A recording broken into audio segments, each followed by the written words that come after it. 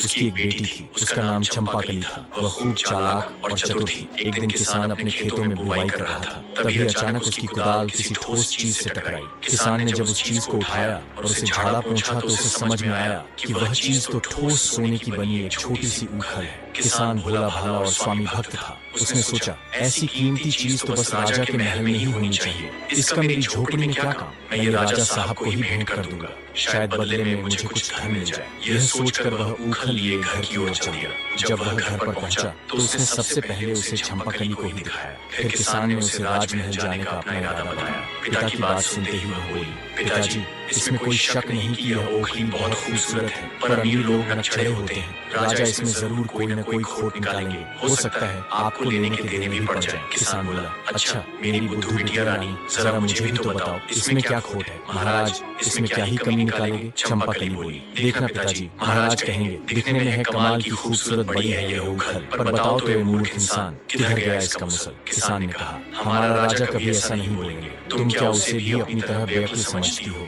किसान ने ओखली थैली में डाली और चल पड़ा राजमहल की ओर। पहरेदारों ने पहले तो उसे रोका, लेकिन जब उसने राजा को उपहार देने की बात कही तो उसे दरबार में लेकर चले आए। दरबार में किसान ने राजा से कहा, अन्नदाता, मुझे अपने खेत में बुआई करते समय यह ठोस सोने की सुंदर ओखली मिली है। मैं यह मानता हूँ कि यह केवल आपके महल में ही अच्छी लगेगी, इसलिए मैं यह आपको भेंट करना चाहता हूँ। आप मना मत करिएगा। राजा ने ओखली हाथ में पकड़ी, उसे हर ओर से घुमा फिरा कर देखा, फिर सिर हिलाते हुए बोले, दिखने में तो कमाल की खूबसूरत बड़ी है यह ऊखल, पर बताओ तो ऐ किसान, किधर गया इसका मुसल? हूबहू चंपाकली के ही शब्द राजा ने दोहरा दिए थे। बस किसान को मूर्ख इंसान नहीं कहा, क्योंकि राजा की भाषा में एक मर्यादा होती ही है। किसान अपने पर काबू न रख सका। उसने अपने माथे को ठोकते हुए कहा, हे भगवान, बिल्कुल वही शब्द, उसने भी तो यही कहा था। राजा ने उत्सुकता से किसान से पूछा, किसने यही कहा था? किसान बोला, गलती माफ करें सरकार, मेरी बेटी चंपाकली ने कहा था कि राजा साहब ऐसा ही कहेंगे। आपने एकदम वही कहा है। मैंने तो उसकी बात एक कान से सुनकर दूसरे कान से निकाल ही दी थी। राजा ने कहा, ऐसा लगता है कि तुम्हारी बेटी बहुत चालाक है। मैं उसे परखना चाहता हूँ कि आखिर वह कितनी चतुर है। फिर राजा ने अपने एक सैनिक से कपास की पुड़ियां मंगवाई और कपास की पुड़ियां किसान को देते हुए बोला, यह कपास अपनी बिटिया के पास ले जाओ और उससे कहो कि जल्द से जल्द मेरी फौज के सैनिकों की एक टुकड़ी के लिए कमीजें इस कपास से सूत काट कर, बुनकर, सिलकर भेज दे। सैनिकों को कमीजें जल्द से जल्द चाहिए। किसान ये सुनकर स्तब्ध रह गया, पर वह करता भी क्या? राजा से बदतमीजी तो हो नहीं सकती थी। उसने चुपचाप कपास की पुड़िया थैले में डाली और राजा को सलाम ठोक कर वहां से घर की ओर चल पड़ा। ओखली के बदले किसी उपहार की आशा तो बेकार ही थी। सजा नहीं मिली, यही बहुत था उसके लिए। घर पहुंचकर वह बेटी से बोला, बेटी चंपाकली, तुम्हारे बुरे दिन आ गए। ऐसा कहकर उसने अपने थैले से कपास की पुड़िया निकालकर उसे पकड़ा दी और सारी बात बता दी। चंपाकली बोली, पिताजी, आप तो बेबात ही घबरा जाते हैं, थोड़ा सोचने तो दीजिए कि क्या करना है। चंपाकली ने कपास की पुड़िया ली और उनमें से कपास निकालकर पटक पटक कर झाड़ने लगी। जैसा कि आप लोग भी जानते हैं, अगर कपास चाहे कितनी भी कुशलता से उठी गई हो, एक आध बिनौले तो उसमें छूट ही जाते हैं। झाड़ने पर कपास में से 2 बीज नीचे गिर पड़े। चंपाकली ने उन्हें उठा लिया और जाकर दोनों बीज अपने पिता को देते हुए बोली, पिताजी, आप सीधे महल वापस जाइए और राजा से मेरा संदेश कहिए। मुझे उनकी चुनौती स्वीकार है, बस मुश्किल ये है कि मेरे पास चरखा और करघा नहीं है। मैं सूत कैसे काटूंगी और कपड़ा कैसे बुनूंगी? इन बीजों के खोल से वे चरखा और करघा बनवा कर भेज दें। जैसे ही ये दोनों चीजें बनवा देंगे, उनका काम हो जाएगा। बेचारे किसान की राज दरबार में जाने की हिम्मत नहीं हो रही थी, पर चंपाकली उसके पीछे ही पड़ गई। झक मारकर वह दरबार में जा पहुंचा। किसान की बातें और चंपाकली की मांग जानकर राजा की समझ में आ गया कि चंपाकली बहुत चालाक और बुद्धिमान है। उसने किसान से कहा, तुम्हारी यह बेटी बहुत चतुर है, मैं उससे मिलना बातें करना चाहता हूँ, लेकिन याद रखना, जब वह महल में आए, वह न तो कपड़े पहने हो, न ही बिना कपड़ों के हो, न तो वह भूखी आए, न भरे पेट, न तो घोड़े पर आए, न ही किसी सवारी पर, और पैदल भी न हो, न तो रात में आए और न ही दिन में। यदि वह इन शर्तों को पूरी किए बिना आई, तो मैं तुम दोनों बाप बेटी के सिर कलम करवा दूंगा। याद रहे, हर आज्ञा का पालन होना ही चाहिए। किसान बेचारा बड़े टूटे मन से घर लौटा। मौत जैसे उसकी आंखों के आगे नाच रही हो। जब चंपाकली ने पूरी बात सुन ली तो बड़ी बेफिक्री से बोली, पिताजी, मैं सब कर लूंगी, आप बस मेरे लिए एक मछली पकड़ने का जाल ले आइए। अगले दिन चंपाकली ने शाम के समय अपने आप को जाल में लपेट लिया। इस प्रकार वह न तो निर्वस्त्र रही और न ही उसने कपड़े पहने। 2 मुट्ठी चबेना खाया, न पेट भरा न भूखी रही। एक बकरी को बाड़े से निकाला और उसकी पीठ पर एक गद्दी रखकर इस तरह बैठी कि एक पैर जमीन पर लगा रहे और एक ऊपर उठा रहे। इस प्रकार वह सवारी पर थी, न घोड़े पर और न ही पैदल जा रही थी। इसी रूप में वह शाम के समय राजमहल पहुंच गई, जब न दिन था और न रात ढली थी। महल के पहरेदारों ने उसे पागल समझकर रोकना चाहा, और जब उन्हें मालूम हुआ कि वह राजा के हुक्म से ही इस तरह आई है, तो उसे तुरंत भीतर तक पहुंचा दिया गया। राजा के दरबार पहुंचकर चंपाकली बोली, महाराज, आपकी आज्ञा के मुताबिक मैं आपके सामने हाजिर हो गई। चंपाकली को देखते ही राजा बेतहाशा हंस पड़े और बोले, चतुर चंपाकली, तुम तो बिल्कुल वैसी लड़की हो जिसकी मुझे तलाश थी। मैं तुमसे ही शादी करूंगा और तुम्हें अपनी रानी बनाऊंगा। बस एक शर्त जो तुम्हें माननी होगी कि तुम राज्य के मामलों में कभी दखल नहीं दोगी। बोलो, क्या तुम्हें मंजूर है? चंपाकली बोली, मैं जल्दी ही आपको इसका जवाब दे दूंगी।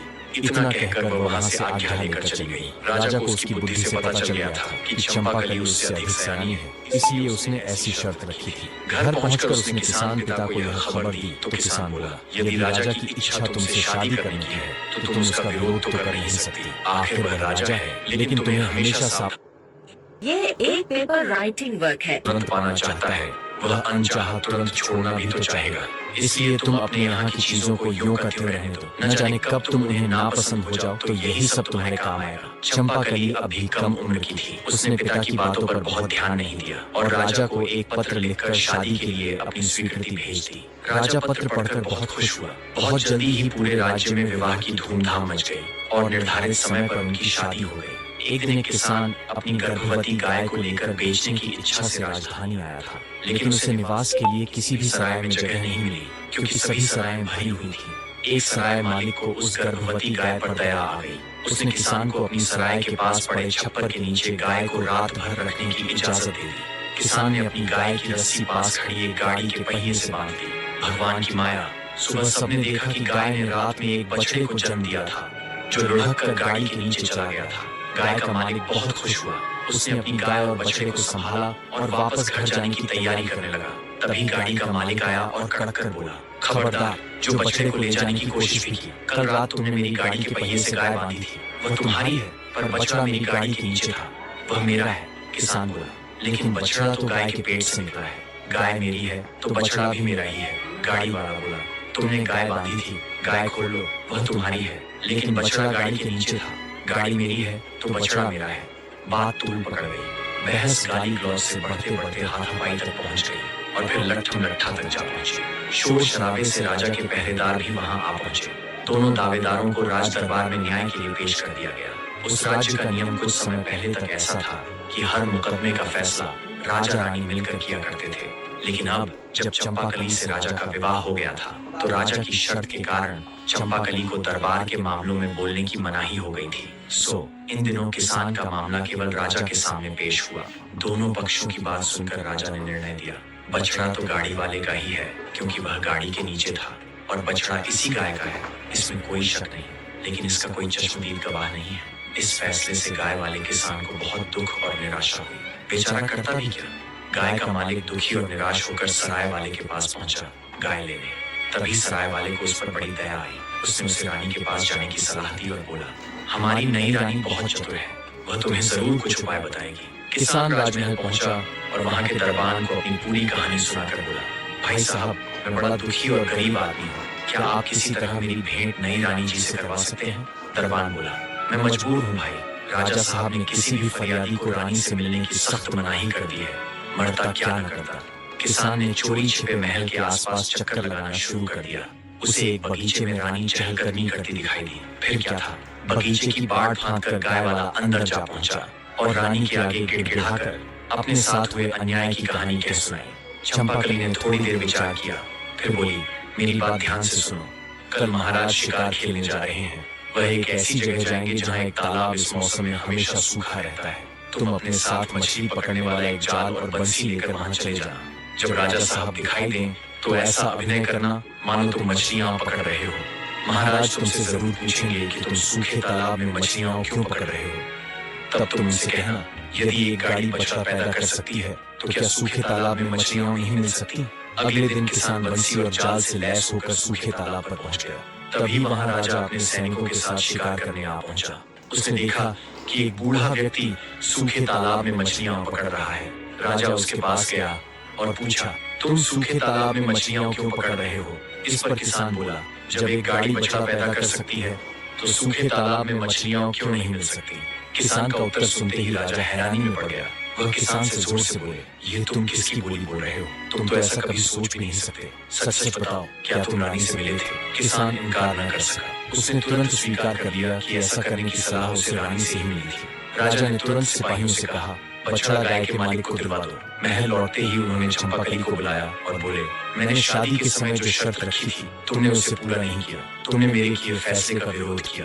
तुम्हें राजकाज के मामलों में नहीं पड़ना चाहिए था। अब इस राजमहल में जो भी चीजें तुम्हें प्रिय हों उन्हें अपने साथ लेकर रात होने से पहले अपने गांव के घर लौट जाओ और एक किसान की बेटी की तरह ही सारी जिंदगी बिताओ। चंपाकली ने सिर झुकाकर जवाब दिया, जैसा आप चाहते हैं वैसा ही होगा महाराज। बस आपसे एक विनती है कि शाम के समय मुझसे जाने को न कहें। घर की लक्ष्मी को संध्या के समय घर से निकलने पर आपकी प्रजा में आपकी बदनामी होगी।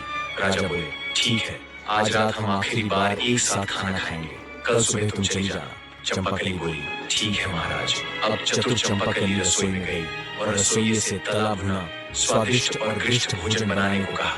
भोजन के साथ पीने के लिए स्वादिष्ट और कीमती मदिरा भी मंगवाई। सुस्वादु भोजन अधिक खाया भी जाता है और उसके बाद आलस्य भी अधिक आता है। रात को जब राजा और चंपाकली ने साथ बैठकर भोजन किया तब राजा का मन पहले से ही व्याकुल था। ऊपर से उन्होंने अधिक मदिरा भी पी ली थी। कुछ ही क्षणों में मदिरा ने अपना प्रभाव दिखाया और जैसे जैसे भोजन समाप्त हुआ राजा आलस्य और नींद के ऐसे जाल में उलझ गए कि अंततः अपनी कुर्सी पर ही गहरी नींद में डूब गए। रानी चंपाकली ने तुरंत सेवकों को आदेश दिया, महाराज को कुर्सी समेत उठाओ और जैसा कहा जाए वैसा ही करो, बिना किसी नानुकुल के। अगर किसी ने टाल मटोल की तो उसे महल से बाहर कर दिया जाएगा। सेवकों ने रानी के आदेश का तत्काल ही पालन किया। चंपाकली महल से निकल पड़ी और राजधानी की गलियों से होती हुई देर रात अपने गांव पहुंच गई। घर के दरवाजे पर पहुंचकर उसने पुकारा, पिताजी दरवाजा खोलिए, आपकी बेटी लौट आई है। बेटी की आवाज सुनते ही वृद्ध पिता दौड़ते हुए खिड़की तक आए और बोले, इतनी रात गए आई है बेटी? मैंने तो पहले ही कहा था, ऐसे आदमी का कोई भरोसा नहीं। खैर, तुम्हारा कमरा आज भी वैसा का वैसा ही है। आ जाओ बेटी। चंपाकली बोली, पिताजी जल्दी दरवाजा खोलिए, बातें हम बाद में करेंगे। दरवाजा खुला तो किसान ने देखा कुछ सेवक राजा साहब को कुर्सी सहित उठाए खड़े हैं। चंपाकली ने राजा को अपने कमरे तक पहुंचाया, उनके जूते उतारकर उन्हें बिस्तर पर सुलाया, सेवकों को विदा किया और खुद भी उनके पास लेट गई। कुछ देर बाद राजा की नींद टूटी। शायद गांव का बिस्तर महल जितना मुलायम नहीं था। उन्होंने करवट बदली तो उन्हें एहसास हुआ कि उनकी पत्नी बगल में है। वे बोले, चंपाकली, मैंने तो तुम्हें अपने गांव लौट जाने को कहा था, तुम गई नहीं? चंपाकली ने शांत स्वर में उत्तर दिया, जी हाँ महाराज, लेकिन अभी तो सुबह नहीं हुई है, आप आराम से सो जाइए। राजा फिर सो गए। अगली सुबह उनकी नींद मुर्गे की बांग और बकरियों की मिमियाहट से खुली। खिड़की से सूरज की हल्की किरणें कमरे में आ रही थी। राजा चौंक कर उठे और बोले, चंपाकली, मैं कहाँ पर हूँ? मैं यहाँ कैसे आया? राजा के मन में और भी बहुत सवाल दौड़ने लगे। चंपाकली मुस्कुराई और शांत स्वर में बोली, महाराज, आपने ही ने तो कहा था कि महल से जो वस्तुएं मुझे प्रिय हों उन्हें साथ ले जा सकती हूँ, और महल में मेरी सबसे प्यारी चीज आप ही है, इसीलिए मैं आपको अपने साथ यहाँ ले आई। अब मैं आपके साथ यहीं रहूंगी। राजा को अब सब समझ में आ गया। राजा जोर से हंसे और बोले, चंपाकली, एक बार फिर मैं तुम्हारी बुद्धि के आगे हार गया। इतना कहकर उन्होंने उसे गले से भर लिया। इसके बाद वे चंपाकली को लेकर महल लौटे। अब वे न केवल उसे अपनी पत्नी के रूप में मानते थे बल्कि दरबार में भी उसकी सलाह लेने लगे। चंपाकली हर दिन राजा के साथ राजकाज में सम्मिलित होती और उसकी चतुराई से राज्य में न्याय और सुख शांति बनी रही। तो दोस्तों, यह कहानी हमें यह सिखाती है कि यदि हमारे भीतर चतुराई, धैर्य और आत्मविश्वास हो तो हम जीवन की किसी भी कठिन परिस्थिति का